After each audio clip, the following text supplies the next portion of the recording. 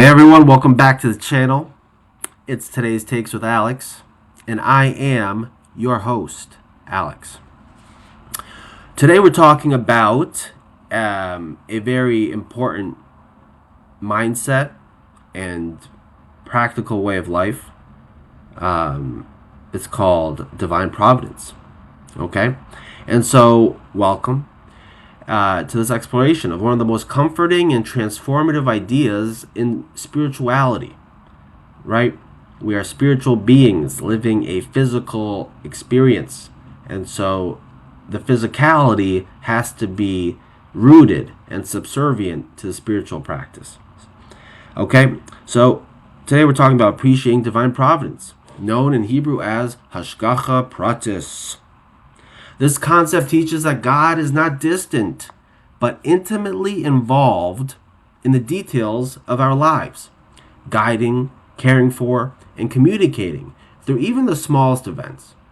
From the teachings of the Baal Shem Tov onward, especially in Hasidic tradition, Hashgacha Pratis invites us to see God's hand in everything and to respond with awareness, gratitude, and trust. Today we'll look at its foundations in Torah and the sages, and the profound shift brought by Hasidic thought, and how actively appreciating divine providence can deepen our faith that everything is happening for a reason, which brings peace, right, and settles our hearts and minds, and elevates our daily lives. We'll stay grounded in traditional sources while keeping the ideas clear and inspiring. So let's dive in. Jewish tradition has always affirmed that God sustains and oversees the world. And this is not just a Jewish tradition, this is a universal spiritual tradition. The Torah and prophets describe God as the creator, who continues to guide history and care for his creations. Right? It's not like someone, with I guess like a hobby but weak interest where they make something and just make it and then just cast it off, right? This is life. This is very important, and with a very important purpose of raising human consciousness, right? So King David sings in Psalms, "The eyes of the Lord are upon the righteous, and his ears are open to their cry." The sages in the Talmud speak of God's knowledge and involvement extending to the most minute details, from the matching of souls in marriage to the provision of daily sustenance. Yet there has been a rich discussion across the generations about the extent of this providence. Some classical thinkers, like Maimonides, emphasize that while God knows everything and provides general order to nature, personal divine providence is especially connected to those who draw close to him through righteous living and intellect. And that makes sense, right? The more good we do in the name of divine service, the closer we get to the divine. This sets the stage for a deeper, more intimate understanding that became central in Hasidic teachings. The Baal Shem Tov, the founder of the Hasidic movement, brought a revolutionary warmth and clarity to this idea. He taught that nothing happens by mere chance. When we meet someone, when anything happens, right? Any kind of input into our lives, it's not by chance. Even a leaf, that falls from a tree does only so because it is God's will at that exact moment and place, and it carries a purpose for the world. This is divine providence in its fullest sense. Detailed, personal divine providence that extends to every creature, every creation, every plant, and every individual. The Lubavitcher Rebbe explained that and expanded these teachings in many discourses, clarifying that the Baal Shem Tov's approach sees God's involvement as constant and loving, not limited only to the righteous or major events. Everything for everyone, right? A unique, curated relationship with every one of us. Even what appears random or difficult is part of a higher wisdom. God is not only the creator, but the constant supervisor and guide, directing each detail toward ultimate good and the fulfillment of our soul's mission. If there's nothing else that we accomplish in this world, right? And we should all accomplish many great things. But if there's nothing else that we accomplish, it should be that we are here for a reason. God loves us. He put us here for a reason, and He wants us to choose to grow closer to Him. Appreciating divine providence carries profound spiritual significance. When we train ourselves to see God's hand in daily life, a timely phone call, a delay that protects us, a kind word from a stranger, or even a challenge that forces growth, several beautiful things happen. Number one, it builds trust and reduces anxiety. Instead of feeling alone in a random universe, we recognize that we are held and guided uniquely.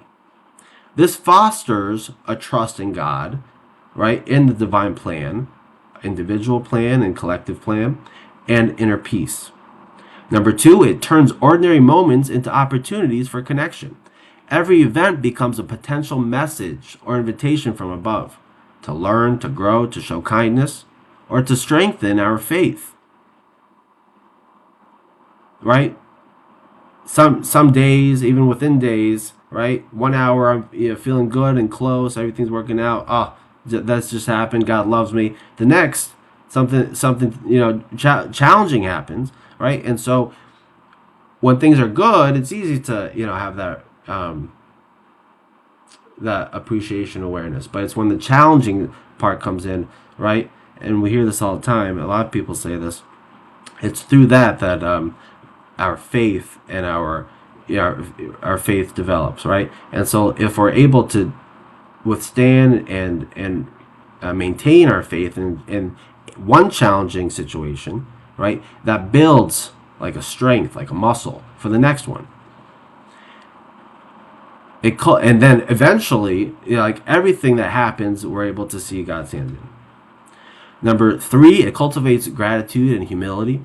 Seeing God's constant care reminds us that we are never truly in control, yet we are deeply loved and supported. It helps us find meaning in hardship. Even painful experiences can be reframed as part of a larger, compassionate plan, opening the door to resilience and eventual redemption. The sages teach that awareness of providence is itself a form of service to God. By noticing and thanking Him for the small miracles, we draw more revealed blessings into our lives, right? If we learn to appreciate small things, and I'm one to talk, but if we're able to appreciate the smaller things, the larger things are just, they're just exponentially greater. In Hasidic thought, appreciating divine providence is deeply practical. The Baal Shem Tov encouraged his followers to look for God in everything, not in a superstitious way, but with sincere awareness that the Creator is speaking to us through the events of our lives. The Lubavitcher Rebbe often emphasized that this awareness is especially vital in our generation, right? When, we've been going, decades of different wars and financial struggles and conflicts, right? All of that is building up for a redemption, thank God. When we view life through the lens of divine providence, even difficulties become opportunities for return to divine service, growth, and the elevation of the holy sparks. It transforms worry into wonder and complaint into connection. Practically, many people develop the habit of pausing each evening to review the day and ask, where did I see God's hand today? What lesson or kindness was hidden in that moment? This simple reflection strengthens our relationship with the divine and brings a sense of purpose to even the most routine parts of life. In a world that often feels chaotic or impersonal, appreciating divine providence offers a profound spiritual anchor. It reminds us that we are never alone, that every detail of creation is infused with purpose, and that God's loving supervision is constant. By opening our eyes to this truth, we live with greater joy, resilience, and closeness to the source of all blessing. And the closer we get to this, the more we're able to carry. It is one of the sweetest ways to fulfill the call to know Him in all your ways, recognizing God not only in the grand miracles, but in the quiet, personal guidance that accompanies us every step. Appreciating divine providence is more than a philosophical idea, it is a living practice that fills our days with meaning, comfort, and connection. It teaches us to walk through life with open eyes and grateful heart, trusting that everything is part of a wise, loving plan. And how much nicer can we be to one another? How much more thoughtful and considerate and eager to bestow kindness if we see everything as divine plan? If we just see it from a physical, like animalistic sense, that it's just laws of the wild, then it becomes one person going after another. But if we see things in a divine orchestrated way, then we understand that whatever this is just a curated experience for me. So if this exploration spoke to you, share in the comments. Have you noticed moments of divine providence in your own life? How does recognizing divine providence change the way you face challenges or ordinary days? Which teaching resonated most deeply with you? So if you liked the video, smash that like button, subscribe to the channel, share with all your friends, your networks, and on LinkedIn. Why not? Okay. Thank you for watching. Thank you for your support. Thank you for encouraging me to do this. I love it. We should all be blessed. We should all see great success. We should all see the divine hand in our lives, and move closer to that mindset, because it's only going to uplift us. It's only going to alleviate the stress. Right? We control the outputs. Outcomes are not up to us. So everyone have a great Tuesday. Be blessed. Be well. And rooting for us all.